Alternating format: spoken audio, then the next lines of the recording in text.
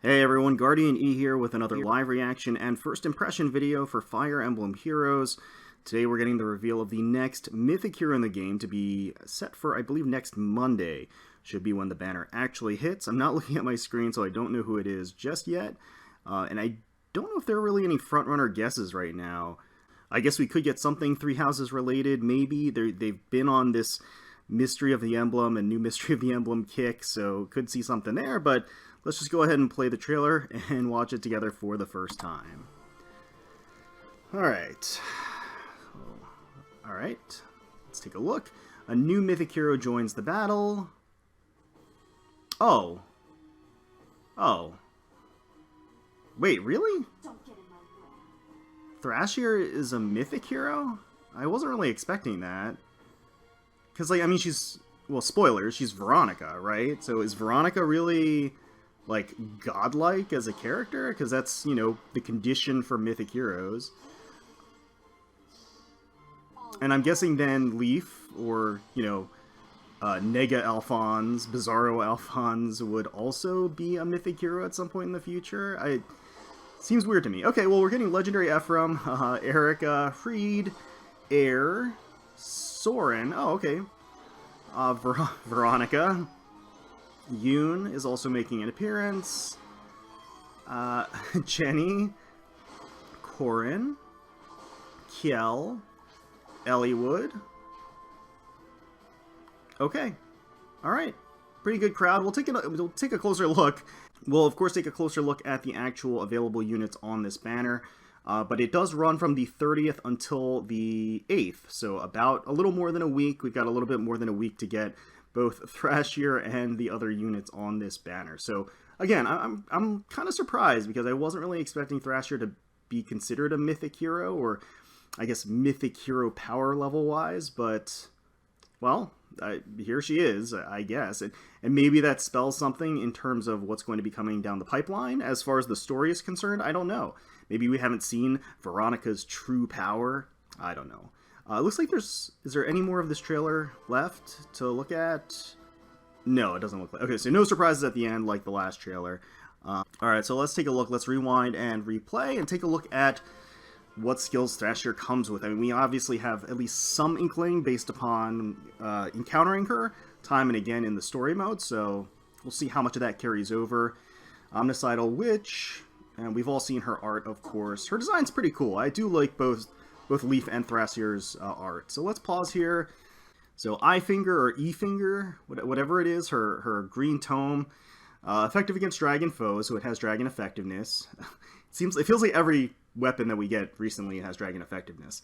If unit is within 3 spaces of an ally, grants attack speed defense res +4, and neutralizes effects that guarantee foes follow-up attacks during combat.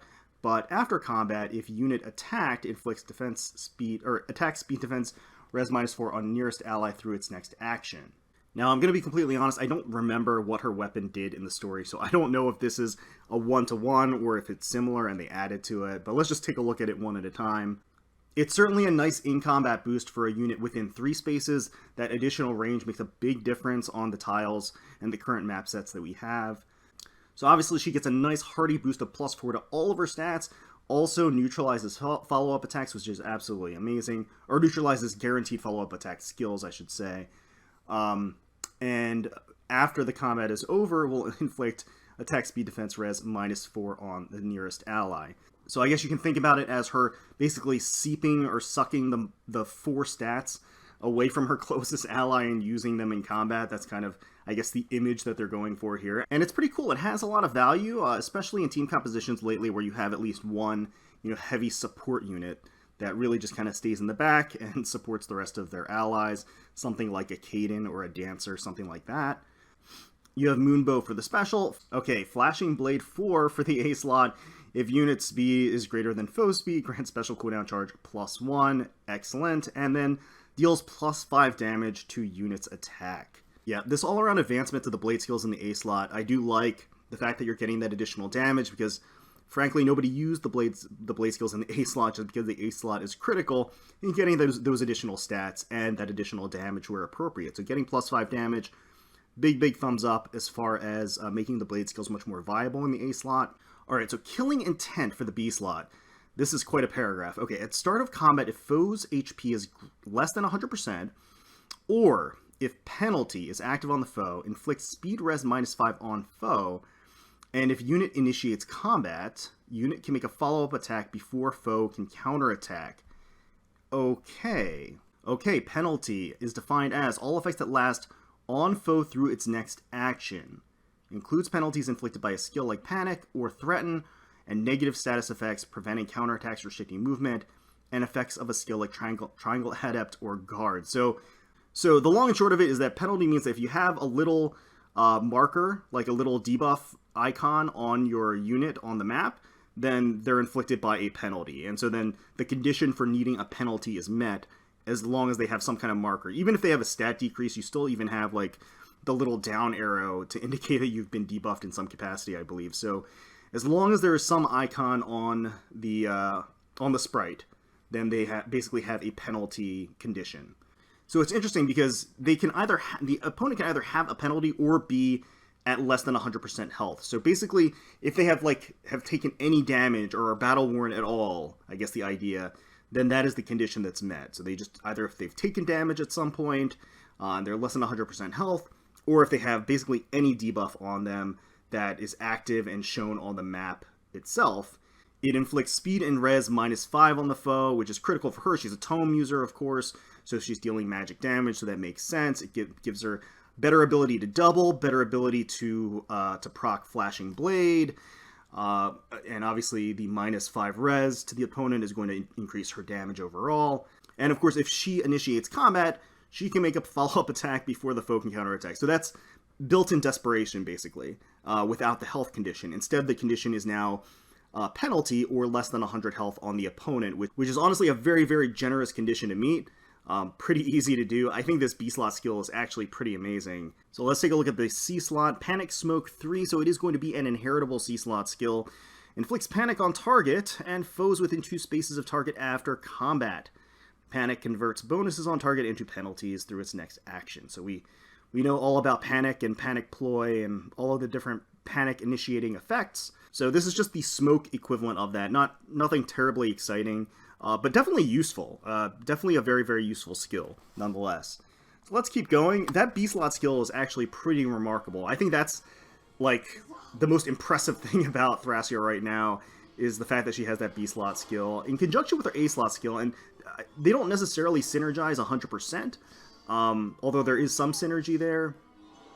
I just think that her B-slot skill is just an easy desperation for her, which will just... it's desperation, and then it enhances her damage, more or less, and her ability to proc Flashing Blade. So, you can definitely see the... So you can definitely see the rationale behind this. I'm not even paying attention to the units that are flying up on the screen. Hold on, let me rewind here. Let's take another look here, because I'm not even paying attention. I'm just, like, rambling myself about Thrasir. So, okay. We got Legendary Ephraim, we got Legendary Erica, Hreed, Air, Sorin. Alright, so Veronica is a seasonal Yoon. Okay. Jenny, Corrin. Very nice. Kel, okay. Elliewood. So it looks like this is going to be a legendary, or a mythic hero banner, let me rephrase that, where all 3 of the red heroes are legendary heroes. So that's a theme we're seeing more and more often. We have so many red legendary heroes that we just can't fit in other heroes, which is a little bit unfortunate. I guess, like, going forward, the rotation is more or less just going to be legendary heroes for the reds. I could be wrong. I could be way off, and I'm sure somebody's going to correct me in the comments below if so. But nonetheless, we do have a ton of red legendary heroes, which ultimately means that it's saturated. It's a stacked color. So you're not going to be seeing as many red seasonals show up on these banners as a result, or even, like, more recent powerful red characters. But regardless, red has a lot to offer in the way of 3 powerful legendary heroes and 3 cavalry legendary heroes at that. Alright, so naturally green features the marquee character here, Thrasir. Alongside her is going to be Spring Veronica, so if you are a fan of Veronica or any variant of Veronica, then green may be the color that you end up going for. But Yoon is the other mythic hero that's on the banner, so it features So green features 2 legendary / mythic heroes, not a bad thing, and of course the marquee or debuting character for this banner. All 3 of the units are green tome users, so if you're looking for a green tome to carry you or to supplement one of your teams, then green might be the color for you. Taking a look at blue, we have legendary Ephraim, as well as Soren, Valentine Soren, and Kjell. Gotta say that that's probably the most lackluster color of the group so far, featuring 1 standard character that's just available normally, Kjell, who doesn't really have a ton going for her, and then Soren, and then there's Soren, who has his dedicated fan base, no doubt, but again, I don't think that people are going to be jumping in the bit for blue in particular here, and Ephraim is still a great legendary hero, but not a newer legendary hero, which means that a lot of people, if they've been going for him, they probably have him by now. And then finally, for colorless, we've got Air, as well as Fallen Corrin and Jenny. Jenny being one of the more recent seasonals that has some interesting skills for foddering, and is also just a decent unit to have. Fallen Corrin, definitely one of the better regular pool units they've added into the game. Definitely a prize to get. And then Air is always useful. Not only is she just a mythic hero, but having multiple of her will make ascending in Ether raids that much easier during the light season. So if you don't have more than 1 Air, this might be a good opportunity to get an Air. She's accompanied by, again, Fallen Corrin, which is pretty great, as well as Jenny, but neither of those are exclusive units. I mean, Jenny is a seasonal, of course, but she's not paired with any other mythic or legendary heroes, and there happens to be some pretty useful mythic or legendary colorless heroes. So it may be worth waiting. If Air is your target and you need to ascend Ether raids, it may be worth going for her, but if you're not in a rush to get multiple copies of Air, it might be worth waiting for another banner where she's accompanied by other mythic or legendary colorless units. So ultimately, if I had to rate the colors, I would probably put red all the way up at the top, just for having 3 different legendary heroes, Eliwood being relatively recent as well, and a lot general fan favorite. I think a lot of people would end up going for him, and all of them are useful, even in the instance where you don't want somebody like Creed. He has Distant Counter, which you could inherit to one of your units. You can never have too many distant counters available to you. And then right alongside that, or maybe just below it, I would probably put green. Thrasir is making her debut on this banner, so obviously she's going to be coveted, but she also doesn't blow me away with her kit. I think her B-slot skill is pretty awesome. I think it opens up a lot of doors, but I also don't think it's like must-have material. Of course, if you're a diehard Veronica fan, this really may be the banner for you, because going in on green will offer you the chance of getting both Thrasir and Spring Veronica as well. And of course, Yoon is very useful. Honestly, next I would probably put blue. Ephraim is still very useful and very powerful. Soren has his uses and is a relatively sort of recent seasonal. Kjell has some stuff that you can fodder as well.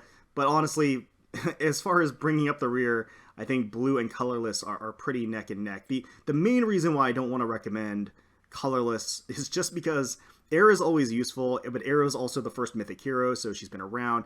Everybody has Air for free, so it's not like people really need to get another copy of her right now. Fallen Corrin is extremely powerful, but she's just in the general pool, so she's not exclusive or limited in any capacity. And finally, colorless has so many solid mythic and legendary heroes.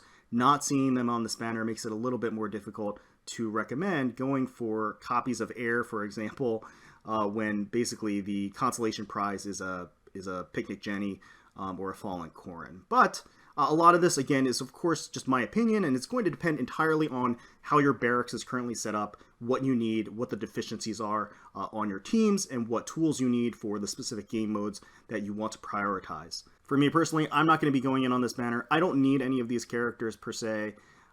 Getting some of them would be kind of cool. Getting Thrasir would be pretty cool. But again, don't need any of them. Not a huge priority. And I think I'm just going to, wait for a better banner, at least for me personally, that would better fit my needs. But let me know in the comments below if you're excited for this banner, if you're excited for Thrasir, if you're going to go in on this banner, which colors you're going to be targeting, which units you're going to be targeting. Let me know in the comments below. Hopefully you enjoyed watching the video, and if you did, please feel free to leave us a like, comment, and subscribe to the channel for more Fire Emblem Heroes content.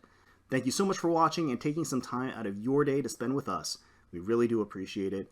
And until next time, let's protect those skies.